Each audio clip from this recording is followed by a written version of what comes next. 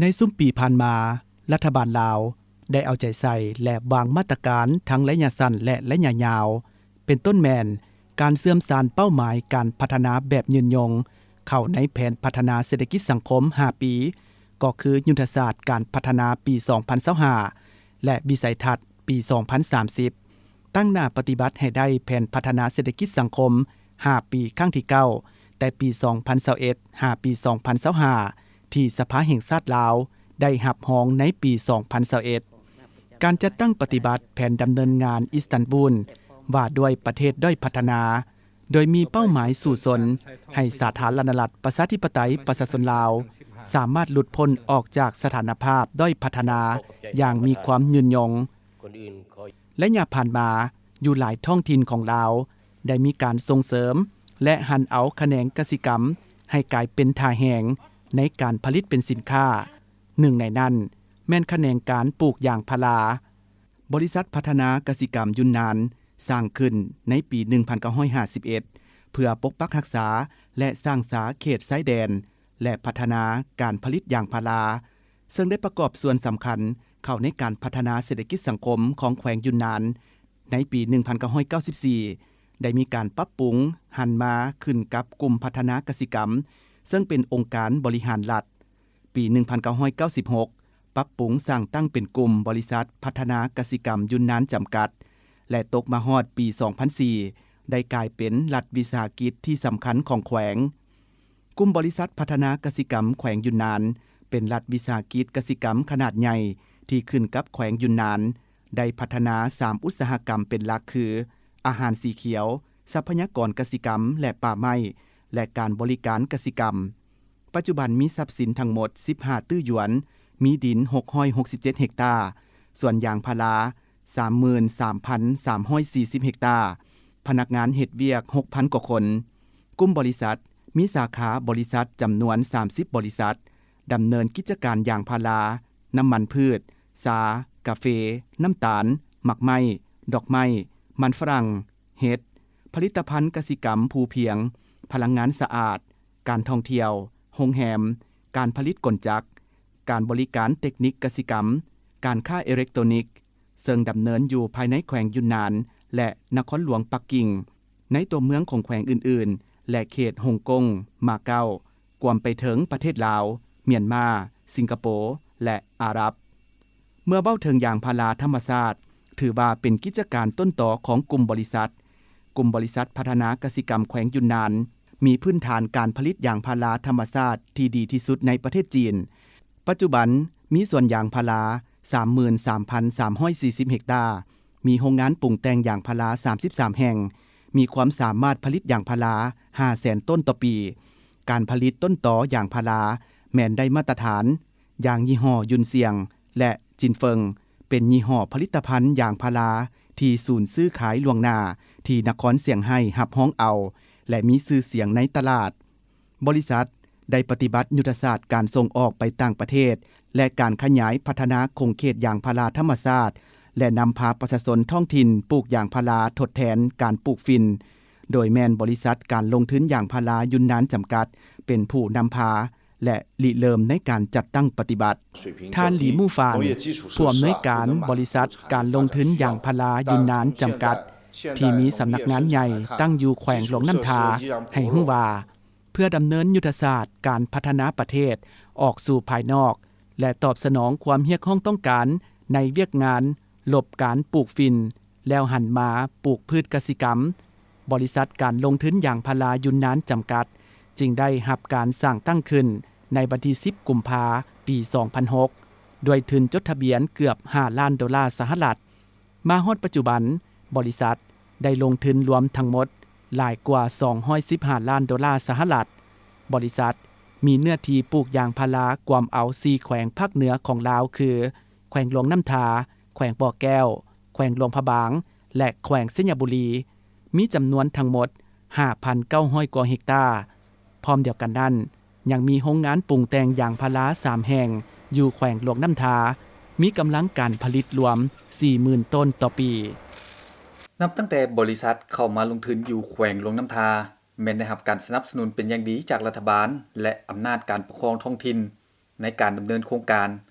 มีการยกเว้นภาษีที่เกี่ยวข้องหลายอย่างและช่วยเหลือในการสัมปทานที่ดินเพื่อสร้างโรงงานสวนยางหลังจากโครงการได้รับการจัดตั้งปฏิบัติแล้วบริษัทได้เป็นเจ้าการร่วมมือกับอำนาจการปกครองท้องถิ่นเพื่อเปลี่ยนแปลงรูปการผลิตแบบเก่าและยกระดับชีวิตการเป็นอยู่ของประชาชนด้วยการสร้างเวียกเหตุงานทำให้ประชาชนที่อาศัยอยู่เขตใกล้เคียงโรงงานความเอาหลายกว่า20บ้านมีประชาชนให้ความสนใจเข้ามาฝึกอบรมทางด้านเทคนิคการผลิตยางพาราหลายกว่า 3,000 คนสิ่งเหล่านี้ถือเป็นความภาคภูมิใจของการจัดตั้งปฏิบัติโครงการเมื่อโครงการได้รับการจัดตั้งปฏิบัติบริษัทได้รับการสนับสนุนและสุขอยู่ให้ประชาชนภายในท้องถิ่นหลายกว่า 2,500 ครอบครัวพัฒนาอุตสาหกรรมยางพาราอย่างเป็นระบบแต่ละปีเวลาที่ประชาชนมีปัญหาในการผลิตบริษัทยังได้ให้เงินกู้โดยบ่เสียดอกเบี้ยเพื่อนำไปซื้อวัตถุดิบและอุปกรณ์ต่างๆสิ่งเหล่านี้ได้ช่วยให้เศรษฐกิจท้องถิ่นมีการพัฒนาตั้งแต่ปี 2010 หาปี 2021 บริษัทได้ให้เงินกู้ยืมเพื่อการผลิตประมาณ 4.5 ตื้อกีบพร้อมเดียวกันบริษัทยังได้ปรับปรุงโครงสร้างพื้นฐานเช่นแปลงทางในฤดูฝนสร้างขัวสนองไฟฟ้าและน้ำสะอาดให้ชุมชนในพื้นที่ปลูกยางพาราจำนวน 5,900 กว่าเฮกตาร์ของบริษัทการลงทุนยางพารายุนนานจำกัดนั้นที่พ้นเด่นแม่นโครงการสวนสาธิตการปลูกพืชทดแทนการปลูกฟินอยู่บ้านซบตุดเมืองหลวงน้ำทามีเนื้อที่สวนปลูกยางพารา930 กว่าเฮกตาร์ในนั้นบริษัทได้ส่งเสริมให้ประชาชนมีส่วนร่วมในการปลูกและคุ้มครองสวนยางพารา570เฮกตาร์ปัจจุบันสถานที่แห่งนี้ถือเป็นบ่อนเฮ็ดเวียกของพนักงานและวิชาการของบริษัทการลงทุนยางพารายุนนานจำกัดที่ประกอบมีพนักงานกรีดยางและบวรบัตรส่วนยาง95คนพนักงานวิชาการ4คนนอกจากนั้นบริษัทยังได้สร้างโครงสร้างพื้นฐานเพื่อเป็นบ่อนอยู่อาศัยให้ครอบครัวพนักงานตื่มอีกตอนก่อนนั้นเนาะก็ได้เฮ็ดนาเนาะแต่ว่ามาหลายปีแล้วก็มาเฮ็ดเวียกอยู่ในบริษัทนี่ได้ประมาณ 5-6 ปีแล้วอันนี้เนาะก็เขาก็ส่งเสริมหลายอย่างเนาะถือว่าเป็นบ่อนพักอาศัยบ่หรือว่าเป็นโรงโรงเรียนน่ะเนาะให้เด็กน้อยเนาะถือว่าเรื่องเงินนี่ก็เอาตามผลผลิตของเฮาเนาะแต่ละเดือนตัวนี้สำหรับครอบครัวของน้องนี่มีจักคนที่เฮ็ดเวียกนำบริษัทนี่และรายรับแต่ละเดือนเท่าใดประมาณเท่าใดครอบครัวน้องนี่มี2คนเฮ็ดเวียกนำบริษัทแต่ละเดือนนี่รายรับนี่ก็ได้ประมาณ6-7 ล้านกว่าแต่ละเดือนเฮาเฮ็ดอ้ายคำประชาชนบ้านเพียงโหมเมืองเสียงคอแขวงหัวพันถือเป็นพนักงานคนหนึ่งของบริษัทที่เข้ามาเฮ็ดเวียกได้หลายกว่า5ปีแล้วในเบื้องต้นตนเองมีอาชีพเฮ็ดไร่เฮ็ดสวนเห็นว่าแต่ละปีมีรายรับที่บ่แน่นอนย้อนอาศัยการผลิตที่อิงใส่ฟ้าฝนเป็นหลักในระยะผ่านมาบริษัทการลงทุนยางพารายุนนานจำกัดได้จัดสรรที่อยู่อาศัยและสร้างโครงการตัวแบบอยู่ดินสัมปทานของบริษัทในหลายท้องถิ่นหนึ่งในนั้นแม่นส่วนสาธิตการปลูกพืชทดแทนการปลูกฟินอยู่บ้านซบตุดโดยเอาประชาชนที่ทุกข์ยากและเคยปลูกฟินเข้ามาอยู่ในโครงการดังกล่าวบริษัทได้ฝึกวิชาชีพเทคนิคการบรบัตรรักษาต้นยางพาราวิธีกรีดยางให้ประชาชนอยู่ในโครงการ300 กว่าคนเว้าแล้วจุดประสงค์ของการจัดตั้งปฏิบัติโครงการของบริษัทแม่นเพื่อจัดสรรอาชีพคงที่และที่อยู่อาศัยให้ประชาชนที่ทุกข์ยากผู้ปลูกฟินอยู่เขตห่างไกลศอกหลีกหันมาปลูกพืชทดแทนให้กลายเป็นอาชีพหลักย้อนได้รับการชี้นำจากภาคส่วนที่เกี่ยวข้องและองค์การปกครองขันท้องถิ่นบริษัทได้สร้างพื้นฐานโครงสร้างหลายอย่างเพื่อช่วยให้ประชาชนในท้องถิ่นมีรายรับและชีวิตการเป็นอยู่ที่ดีขึ้นบรรลุได้เป้าหมายลดพ้นความทุกข์ยากและประกอบส่วนเข้าในการสกัดกั้นและต้านยาเสพติด ย้อนเห็นได้ถึงความสำคัญในการสร้างสภาพแวดล้อมให้พนักงานที่เฮ็ดเวียกอยู่ส่วนปลูกยางพาราของบริษัทมีความทุนเทียงในการเฮ็ดเวียกคณะนำของบริษัทการลงทุนยางพารายุนนานจำกัดยังได้ตัดสินใจสร้างโรงเรียนประถมหยงเซียงอยู่ส่วนสาธิตการปลูกพืชทดแทนการปลูกฟินบ้านศพตุดในปี 2015 รวมมูลค่าการลงทุน350 ล้านกีบเพื่อเป็นบ่อนเรียนให้ลูกหลานของพนักงานและประชาชนที่อาศัยอยู่เขตใกล้เคียงนอกจากการส่งเสริมให้เด็กน้อยได้มีบ่อนเรียนหนังสือแล้วบริษัทยังได้ประกอบส่วนอาหารเที่ยงและมีกิจกรรมต่างๆเพื่อส่งเสริมพัฒนาการของเด็กน้อย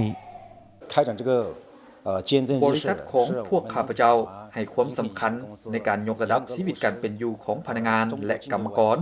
ที่เฮ็ดเวียกนำบริษัทเพื่อช่วยเวียกงานการศึกษาของท้องถิ่นบริษัทได้ตัดสินใจลงทุนก่อสร้างโรงเรียนประถมขึ้นอยู่บ้านศพตุดโรงเรียนแห่งนี้ประกอบมีห้องเรียนห้องพักครูห้องอาหารและเดินกีฬาสำหรับมื้อนี้บริษัทของพวกข้าพเจ้าได้ลงมามอบอุปกรณ์การเรียนการสอนและเครื่องเล่นกีฬาจำนวนหนึ่งให้น้องนักเรียนหวังว่าการประกอบส่วนนี้จะถือเป็นกำลังใจอันหนึ่งช่วยให้ลูกหลานได้ตั้งใจเรียนเพื่ออนาคตของพวกเขาเจ้าเองอันนี้นี่เป็นโรงเรียนที่บริษัทสร้างตั้งขึ้นมาเพื่อรับใช้เพื่อให้ลูกหลานของพนักงานเนาะของบริษัทนี่ที่ว่ามาเฮ็ดเวียกนำบริษัทนี่นะได้ศึกษาหำเรียนนอกนั้นเนาะยังมีที่ว่าประชาชนอ้อมข้างยังสามารถที่ว่าส่งลูกหลานเนาะเข้ามาหำเรียนอยู่ในโรงเรียนนี้ได้คือกันนักเรียนอยู่พี่นี่ทั้งหมดนี่38คนเนาะอยู่พี่นี่มันเป็นโรงเรียนประถมตั้งแต่ป.1 หาป.5 เนาะนอกจากที่ว่าเขาเจ้าเรียนแล้วเนาะอยู่ในรายการเรียนแล้วเขาเจ้ายังมีกิจกรรมออกกำลังกายบ่แข่งขันกีฬาบ่หรือว่าเป็นการฝึกหัดงานต่างๆเนาะสำหรับหลานเฟืองอายุ5ปีถือเป็นหนึ่งในบรรดานักเรียนที่กำลังเรียนอยู่โรงเรียนประถมหยงเซียงอยู่ส่วนสาธิตการปลูกพืชทดแทนการปลูกฟินบ้านศพตุดมื้อนี้หลานและพวกหมู่เพื่อนรู้สึกดีใจหลายเมื่อได้รับอุปกรณ์การเรียนจากบริษัทการลงทุนอย่างพารายุนนานจำกัดซึ่งถือเป็นส่วนหนึ่งในการสุกยู่ให้เด็กน้อยได้มีกำลังใจและแหงสุกยู่ในการเรียนหนังสือเวียกงานพัฒนาชนบทและลดล้างความทุกข์ยากถือเป็นเวียกงานยุทธศาสตร์พื้นฐานยาวนานและเป็นเวียกบริมาสิทธิ์ของภาครัฐเบ้าหลวมเบ้าเฉพาะแมนอยู่แขวงหลวงน้ำถาผ่านการจัดตั้งปฏิบัติเวียกงานดังกล่าวตามแนวทางการเปลี่ยนแปลงใหม่ของพรรคการสร้างบ้านและกลุ่มบ้านพัฒนาสร้างบ้านใหญ่ให้กลายเป็นตัวเมืองน้อยในชนบทตาม4เนื้อใน4คาดหมาย2 ปีผ่านมาถึงว่าบริษัทจะได้รับผลกระทบหลายอย่างจากการระบาดของพยาธิโควิด -19 แต่ย้อนความเอาใจใส่ของภาคส่วนที่เกี่ยวข้องและการเป็นเจ้าการของพนักงานกรรมกรทุกคนในการจัดตั้งปฏิบัติมาตรการตอบโต้การระบาดของพยาธิจึงเฮ็ดให้บริษัทญาติได้ผลงานหลายด้านช่วยให้ชีวิตการเป็นอยู่ของประชาชนในท้องถิ่นมีรายรับที่มั่นคงและบ่ต้องเคลื่อนย้ายแรงงานไปต่างถิ่นเมืองหลวงน้ำถาตั้งอยู่ทิศตะวันออกของแขวงหลวงน้ำถามีเนื้อที่ทั้งหมด 23.04 กิโลตารางเมตรมีพลเมืองทั้งหมด 61,375 คนและประกอบมี16ชนเผ่าท่าแห่งในการผลิตเป็นสินค้าต้นตอของเมืองหลวงน้ำถาแม่นอิงใส่ทรัพยากรธรรมชาติแม่น้ำลำเสและชีวนานาพันธุ์ที่อุดมสมบูรณ์มีภูมิอากาศที่เอื้ออำนวยให้แก่การพัฒนาที่มีลักษณะยืนยงเหมาะแก่การผลิตกสิกรรมโดยเฉพาะแม่นการปลูกและการเลี้ยงเช่นการปลูกข้าวยางพารามักอึถั่วเหลืองและอื่นๆระบบชลประทานสามารถตอบสนองให้แก่การผลิตได้2ฤดูภายหลังที่มีการจัดตั้งปฏิบัติโครงการปลูกพืชทดแทนการปลูกฟินอยู่เมืองหลวงน้ำท่าเห็นว่าพ่อแม่ประชาชนที่นอนอยู่ในเขตเป้าหมายโครงการได้มีผลประโยชน์หลายสามารถเฮ็ดให้ชีวิตการเป็นอยู่เขาเจ้าดีขึ้นซึ่งมันแสดงออกอยู่บนว่าประชาชนได้หันมาปลูกพืชเป็นสินค้าแ และส่งเสริมโดยเฉพาะแม่นปลูกยางพาราปัจจุบันถ้าเทียบใส่เมื่อก่อนที่ยังบ่ทันได้มีโครงการปลูกพืชทดแทนการปลูกฝิ่นนั้นเห็นว่าประชาชนมีข้าวกลุ่มกินสามารถขายเป็นสินค้าได้นอกจากนี้แล้วทางโครงการก็ยังได้พัฒนาพื้นฐานโครงสร้างส่วยโดยเฉพาะแม่นการก่อสร้างซ่อมแปลงเส้นทางโรงเรียนโรงหมอน้อยเป็นบอนปินปัวสุขภาพให้แก่พ่อแม่ประชาชนซึ่งเฮ็ดให้เขาเจ้าเข้าถึงการบริการด้านสาธารณสุขและการศึกษาเพื่อเฮ็ดให้เมืองหลวงน้ำทามีการพัฒนาที่มั่นคงท่านทองใสอาจผาสุขให้ฮู้ว่าองค์การปกครองท้องถิ่นทุกขั้นจะให้การสืบต่อสนับสนุนแผนงานดังกล่าวเพื่อเฮ็ดให้โครงการดำเนินไปอย่างมีประสิทธิภาพและประสิทธิผลเอาใจใส่สุขอยู่ติดตามการจัดตั้งปฏิบัติโครงการอย่างใกล้ชิดในแต่ละระยะพร้อมทั้งอำนวยความสะดวกให้แก่การนำเข้าวัตถุอุปกรณ์ที่จำเป็นเพื่อรับใช้ให้แก่โครงการเมื่อเทียบระยะผ่านมาที่บ่ทันมีโครงการนี้เข้ามาต่อกับปัญหาดังกล่าวในโครงการปลูกพืชทดแทนการปลูกฝิ่น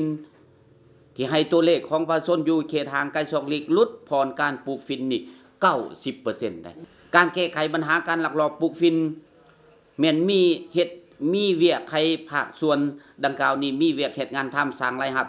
ให้ครอบครัวให้บุคคลได้กำหนดเอาประชาชนอยู่ในเขตโครงการบริเวณที่มีบุริมสิทธิ์หนึ่งในการเป็นแรงงานโดยเฉพาะแม่นการมาร่วมกับบริษัทเนี่ยออกแรงงานร่วมกับบริษัทมีผลประโยชน์ทั้งสองฝ่ายทางบริษัทมีผลประโยชน์ทางบุคคลที่มาออกแรงงานมีผลประโยชน์ต่อกับปัญหายาเสพติดที่ถือเป็นภัยกดน่วงต่อการพัฒนาเศรษฐกิจสังคมเพื่อเฮ็ดให้เวียกงานบรรลุได้มากผลตามคาดหมายที่ภาครัฐบาลบางออกนั้นท่านพันโทสิงห์คำอุดมพรได้เรียกร้องมายังบรรดาองค์การปกครองทุกขั้นการจัดตั้งในสังคมและประชาชนบรรดาเผ่าจงเพิ่มทวีความสามัคคีเป็นเอกภาพกันในการสกัดกั้นและต้านยาเสพติดโดยเฉพาะอยู่ภายในแขวงหลวงน้ำทาให้ปลอดภัยห่างไกลยาเสพติดยกสูงสติระวังตัวต้านทุกเลกลอุบายของกลุ่มคนบ่หวังดีที่จะสวยไส้ยาเสพติดมาเบื่อเมาและสร้างความปั่นป่วนในสังคมเป็นเจ้าการศึกษาอบรมการนำพาแนวคิดโฆษณาเผยแผ่ผลให้ของยาเสพติดด้วยหลายรูปการโดยเน้นใส่กลุ่มเป้าหมายที่มีความเสี่ยงเป็นต้นตอให้มีความสงบท่านวิไลวรรณพรหมเขประธานสมาคมยางพาราลาวให้ฮู้ว่าปัจจุบันเนื้อที่ปลูกยางพาราในทั่วประเทศลาวมีหลายกว่า 300,000 เฮกตาร์สำหรับตัวเลขการส่งออกยางพาราไปต่างประเทศในปี 2021 บรรลุ$270 ล้านสหรัฐส่วนราคาหับซื้อในปัจจุบันเฉลี่ยต่ำสุดบ่หลุด 10,000 กีบต่อ 1 กิโลเฮ็ดให้ชาวสวนปลูกยางพาราและแรงงานที่กรีดยางมีรายรับประจำมาปัจจุบันนี้จะสืบต่อช่วยเฮาคุ้มครองให้โครงการนี้มีประสิทธิผลและดำเนินไปตามขั้นตอนก็ยังแม่นบริษัทยางพาราแขวงอยู่หน้านี่ได้อันนี้ก็ข้าพเจ้าก็ดีใจแล้วก็ขอตีราคาสูงถือว่าถูกตามขั้นตอนเนาะแล้วก็มีประสิทธิผลแล้วก็สร้างได้พนักงานอยู่ลาวสร้างเวียกเฮ็ดงานทำแล้วก็พัฒนาชนบทแก้ไขความทุกข์ยากตามนโยบายของรัฐบาลในหลายปีผ่านมาอยู่หลายท้องถิ่นของลาวโดยเฉพาะแม่นแขวงหลวงน้ำทาที่เป็นท้องถิ่นทำอิฐนำเอายางพารามาทดลองปลูกเห็นได้ว่าผ่านมาหลายปีการปลูกพืชอุตสาหกรรมดังกล่าวได้นำเอาผลประโยชน์มาให้แก่ชาวสวนพร้อมเดียวกันอำนาจการปกครองท้องถิ่นยังได้นำไส้ทาแหงในการดึงดูดการลงทุนต่างประเทศเข้าในการผลิตกสิกรรมเป็นสินค้าโครงการปลูกยางพาราของหลายบริษัทแม้นได้ดำเนินการกรีดยางมาหลายปีแล้วและเห็นว่าการปลูกยางพาราได้ช่วยส่งเสริมเวียกงานลบล้างความทุกข์ยากสร้างเวียกเฮ็ดงานทำที่มั่นคงให้ประชาชนแขวงหลวงพระบางนอกจากจะเป็นใจกลางการบริการอุตสาหกรรมการท่องเที่ยวและเป็นทางผ่านของบรรดาแขวงภาคเหนือออกสู่ประเทศใกล้เคียงและอนุภาคพื้นแล้วแขวง ยังได้ให้ความสำคัญในการส่งเสริมการปลูกพืชเพื่อผลิตเป็นสินค้าโดยเฉพาะในหลายปีผ่านมาอยู่หลายท้องถิ่นของแขวงหลวงพระบางมีประชาชนหลายครอบครัวได้หันมาปลูกยางพาราก็คือเข้าร่วมโครงการปลูกพืชทดแทนฝิ่นสำหรับอยู่แขวงหลวงพระบางบรรดาบริษัทที่เข้าร่วมโครงการปลูกพืชทดแทนการปลูกฝิ่นร่วมกับองค์การปกครองท้องถิ่นได้ยกย้ายประชาชนที่ตกเป็นทาสของยาเสพติดเข้าเฮ็ดเวียกปลูกยางและกรีดยางอยู่นำโครงการพร้อมเดียวกันก็ยังได้ประกอบส่วนทางด้านงบประมาณและอุปกรณ์ต่างๆเข้าในการโฆษณาเผยแพร่เกี่ยวกับผลให้ของยาเสพติดนำทีมงานของเมืองของแขวงอย่างตั้งหน้าเขามาร่วมนำโครงการดังกล่าวแล้วก็พร้อมเดียวกันนั้นก็ได้ร่วมกับพ่อแม่ประชาชนในการส่งเสริมการปลูกยางพารานั้นเนาะอยู่ในแต่ละปีก็ถือว่ามีเนื้อที่นั้นเพิ่มขึ้นฉะนั้นแล้วต่อกับโครงการดังกล่าวนี้ก็ถือว่าเป็นโครงการที่ดีที่ได้ช่วยให้พ่อแม่ประชาชนเขาเจ้าซึ่งถือว่าในเมื่อก่อนเนาะในเบื้องก่อนที่เอิ้นว่าการปลูกยางพารานี้เป็นอุตสาหกรรมปลูกยางที่เขาเจ้าบ่คุ้นเคยนะในเมื่อก่อนนะก่อนที่จะมีโครงการนั้นฉะนั้นมาในฮอดปัจจุบันนี้เขาเจ้าก็มีความพึงพอใจหลายเนาะเฮ็ดให้ชีวิตการเป็นอยู่ของเขาเจ้าก็เปลี่ยนไปนะมีรายรับที่ดีขึ้นกว่าเก่าในระยะผ่านมาคณะผักองค์การปกครองแขวงหลวงน้ำทาได้เอาใจใส่และถือสำคัญต่อเวียกงานก่อสร้างหากฐานการเมืองได้หันพนักงานลงไปประจำอยู่บรรดากลุ่มบ้านและจุดที่มีความจำเป็นเพื่อแนะใส่ปรับปรุงระบบการเมืองอยู่ขั้นหากฐานให้มีความนักแน่นเข้มแข็งพัฒนาชนบทและลืบล้างความทุกข์ยากให้ประชาชนบรรดาเผ่าตาม4เนื้อใน4คาดหมายของกรมการเมืองศูนย์กลางภาคบางออกติดพันกับเวียกงาน3สร้างมาฮอดปัจจุบันทั่วแขวงได้สำเร็จการประเมินคืนมาตรฐานพัฒนาตามดำรัส348/ลบทั่วแขวงมีเมืองพ้นทุกข์2เมืองคือเมืองหลวงน้ำทาและเมืองสิงห์บ้านพ้นทุกข์238บ้านสร้างครอบครัวพ้นทุกข์ได้ 33,800 กว่าครอบครัวมีบ้านพัฒนา163บ้านครอบครัวพัฒนา 27,000 กว่าครอบครัวบ้านทุกข์ยากยังมี114บ้านและสู่สนเฮ็ดให้ 6,200 กว่าครอบครัวหลุดพ้นออกจากครอบครัวทุกข์ยากห้องการกวดกาและควบคุมยาเสพติดมีพระบทบาทเป็นเสนาธิการให้กรมใหญ่ตำรวจกระทรวงป้องกันความสงบและคณะกรรมการแห่งชาติเพื่อกวดกาและควบคุมยาเสพติดในการค้นคว้ากำหนดบรรดาทิศทางแผนงานโครงการประสานสมทบกับองค์การขั้นศูนย์กลางและท้องถิ่นเกี่ยวกับการกวดกาควบคุมสกัดกั้นและต้านยาเสพติดพร้อมทั้งสุกยู่การปลุกระดมคนขวายซอกหาแหล่งทุนจากภายในและต่างประเทศเพื่อมาจัดตั้งปฏิบัติบรรดาโครงการต่างๆในขอบเขตทั่วประเทศสำหรับโครงการปลูกพืชทดแทนการปลูกฝิ่นเนาะอยู่แขวงลมทานี้ตามการสังเกตของข้าพเจ้าก็เห็นว่าประชาชนที่เคยปลูกฝิ่นเนาะอยู่บนแขวงดังกล่าวนี้ถือว่าลดลงแล้วเนาะย้อนว่าโครงการดังกล่าวนี้มีการพัฒนาเป็นต้นเฉพาะเป็นการพัฒนาพื้นฐานของรางเป็นต้นเป็นถนนหนทางสร้างโรงเรียนโรงหมอสุขศาลาเนาะให้แก่ประชาชนและเฮ็ดให้ประชาชนมีเวียกเฮ็ดงานทำโดยเฉพาะเป็นการปลูกยางพารานี่แหละเป็นหลักเนาะซะตะกี้ก็เจ้าหันเหไปปลูกฝิ่นก็ถือว่าก็ปลูกแต่ฝิ่นท่านเนาะแต่ว่าพื้นฐานของรางก็จะมีการพัฒนานะแล้วก็ถือว่าเกี่ยวกับถ้าพลังที่มีโครงการนี้ก็ถือว่าประชาชนก็มีอาชีพดีขึ้นสำหรับทิศทางแผนการในต่อหน้าบริษัทการลงทุนยางพารายุนนานจำกัดมีแผนการลงทุนก่อสร้างโรงงานปรุงแต่งยางพารา TSR ซาวอยู่เมืองหินเหิบแขวงเวียงจันทน์มีกำลังการผลิตประมาณ 60,000 ต้นต่อปีซึ่งจะช่วยพัฒนายุทธศาสตร์ของลาวในการผลิตเป็นสินค้าและส่งเสริมการพัฒนาที่มั่นคงของบริษัทคาดว่าโรงงานดังกล่าวจะสร้างสำเร็จในปี 2023 พร้อมเดียวกันยังมีแผนการดำเนินงานเพื่อต้านและสกัดกั้นยาเสพติดสำหรับปี 2022 บริษัทยังมีโครงการฝึกอบรมเทคนิคการกรีดยางการบรบัดรักษาส่วนยาง ให้ผู้ที่สนใจ700คนเปิดหับแห่งงานที่อยากเรียนรู้ขบวนการผลิตยาง160คนกวดกาคุณภาพยางให้ประชาชนอยู่เขตเมืองหลวงน้ำทาโดยบ่เสียค่าใช้จ่ายตื่มอีกนอกจากนั้นยังได้ร่วมมือกับกระทรวงเกษตรกรรมและป่าไม้ในการสร้างตั้งศูนย์ค้นคว้าวิจัยยางพาราและพืชเกษตรกรรมลาวในวันที่8พฤศจิกายนปี2015และจะเปิดนำใช้อย่างเป็นทางการในท้ายปี2022ซึ่ง2ฝ่ายได้ส่งวิชาการไปประจำอยู่ศูนย์ดังกล่าวแล้วเพื่อร่วมกันศึกษาวิจัยยางพาราลาว